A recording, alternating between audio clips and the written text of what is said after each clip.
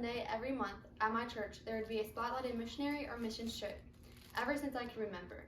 The missionaries that came would speak about the country they were serving in and how we, the people they were talking to, could help.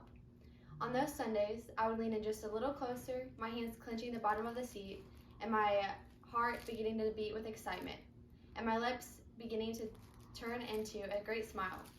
I would start to think, this could be the trip I can go on. I'm finally old enough. When in the next second, my brain would understand the words faster than my heart would. Must be 16 or older. For so long, I was never able to or old enough to go. But that never stopped my desire to go on a missions trip. Maybe not at the age of 13, but one day it would be my time to go. Santiago, Chile was my time for that missions trip. I was finally 16 and able to go. However, heart-wrenching sadness and a lifelong dream that had ended prematurely isn't what I was expecting to come. Yet it just might have been the journey that changed my life forevermore. All of us going on the mission trip to Santiago, Chile met at the church and were ready to go into the vans and head out. There was already talk about an unknown disease, but we didn't know what it was called yet. However, the leader of the mission trip said there shouldn't be much to worry about, and for now we just keep an eye on it. That was Thursday, March 12th, 2021. We left and got to Santiago, Chile. That same day, everything was going just as planned. It was around dinner time when we got to where we were staying, so everyone on the trip met with Pastor Danny, who was the head of the pastor of the church we were serving at, and met some of his family and had a really fun night and laughter and just getting to know one another. The thought of leaving wasn't even on our minds. We still had 10 days left in Chile. So we started our day the next morning with prayer and the most delicious breakfast, and then we went to work.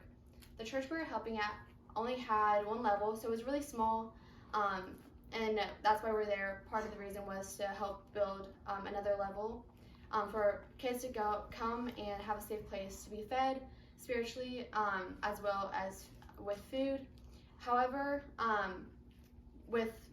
it's hard to do with the cramped space, so that's why we were there. So this time around, it was very hands-on work for the mission trip. Some of the work I did was make, stir, wheelbarrow, and pour cement. By the end of the day, my hands were blistered all over.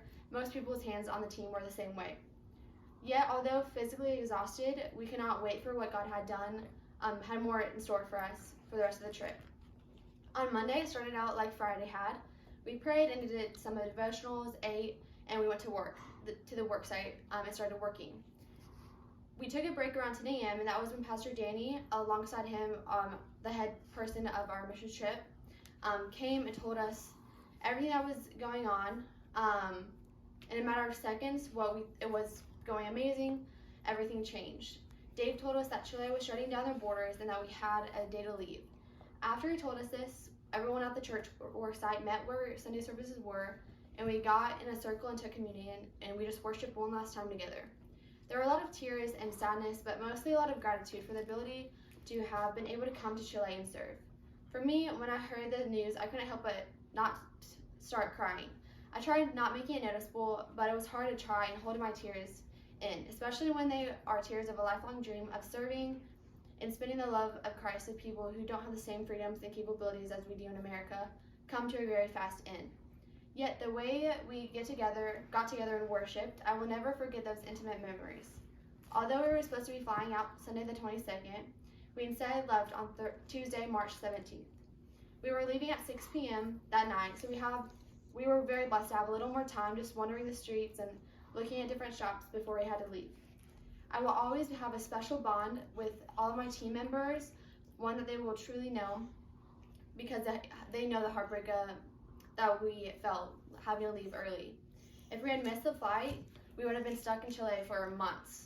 And even though all I ever wanted to do was go on a mission trip, and it was gone in an instant, it was the most meaningful and life-changing experience. The trip to Chile didn't just change me for the time that I was there, it has impacted my life forever.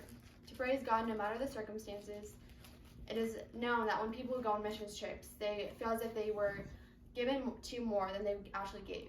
For my trip to Chile, that will never ring more true. This is a trip that changed my life forever.